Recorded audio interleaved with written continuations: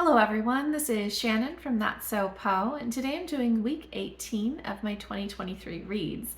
This week was a good reading week. I read across a couple of different genres and just enjoyed the books that I picked up. I do have a small mini update at the end just about my schedule for the next couple of weeks, but you can find timestamps and content warnings down below.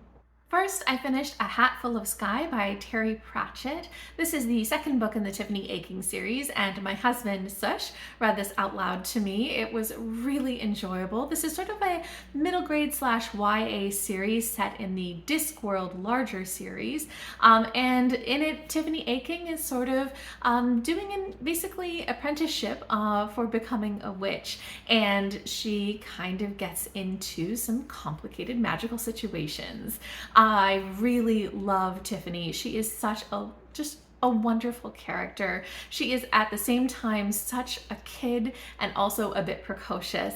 She is very grounded in reality and just trying to make the best decisions that she can, even when faced with some pretty difficult magical situations. We also get some Granny Weatherwax in here, and it's very interesting, the dynamic between them. So yeah, this was lovely. I really enjoyed seeing Tiffany kind of maturing and what she's going through and figuring out what it means to be a witch. I think that this book, kind of like the last one, did have a very drawn out final action scene where I thought it would be over, but it kind of then again kept recurring. So that drew it out just a little bit, but other than that, I just thoroughly enjoyed this. I gave it 4.5 out of 5 stars, and I'm very excited to move on to the next one.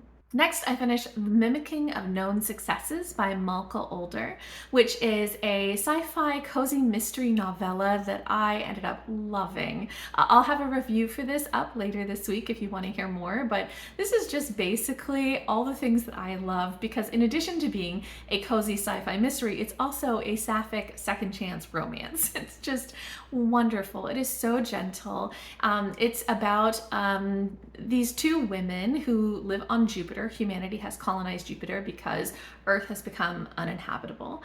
And one of them is an academic who studies old Earth ecosystems, and the other is an investigator.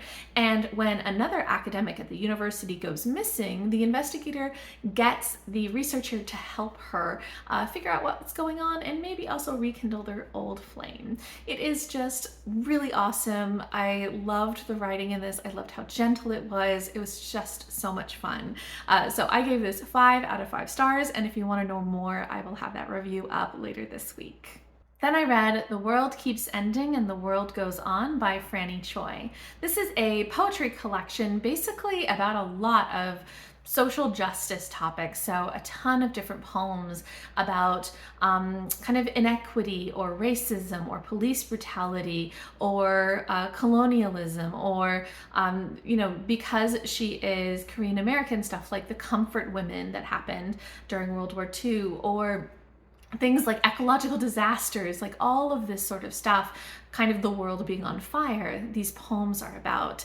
At times it is a little overwhelming, like you almost feel activist burnout in these poems, but also I think that they're dealing with a lot of really interesting topics, and you can feel Choi's passion about them, even if it at times is a little overwhelming. So yeah, I thought this was a great collection, and I gave it 4 out of 5 stars. And lastly, I read Jovita Wore Pants by Aida Salazar, illustrated by Mendoza. This is a children's picture book that I heard about from Cynthia at Book Whimsy, who I will link below. I always love it when I hear about picture books from other people. And this is a biography about Jovita, who is somebody who basically was a revolutionary when the Mexican government in the kind of 1920s, 1930s was very repressive against anybody who was religious, and Jovita was kind of fighting against that and leading a lot of people. And this is like based on a real person, and the author is actually related to her, and so it's really fascinating just learning about her life. I loved the illustrations in this. I thought that Mendoza did an amazing job at illustrating this. The colors are beautiful, the lines are beautiful, the movement in the story is beautiful, so the illustrations in this just make it very worth picking up. I think that the biography itself was a little dense in the picture book, but even so, it covers some interesting topics of a real person. The biography that's included at the end for adults to read, I actually really thoroughly enjoyed. I liked that one quite a bit, but it was a little dense for the kids, I think, maybe moving through the story. But even so, really fascinating about a real world person. So I gave it 4 out of 5 stars. Okay, so that is everything that I read this week. And as a mini update, I just wanted to let you guys know that I won't be posting very much next week because I'll be pretty busy. But the week after that, I will come back and I'll have like a 2-week wrap up, that sort of thing. In any case, if you guys have read any of the books that I talked about today, if you're interested in them, or if you've read anything good this week, I'd love to hear from you. Just leave me a comment down below.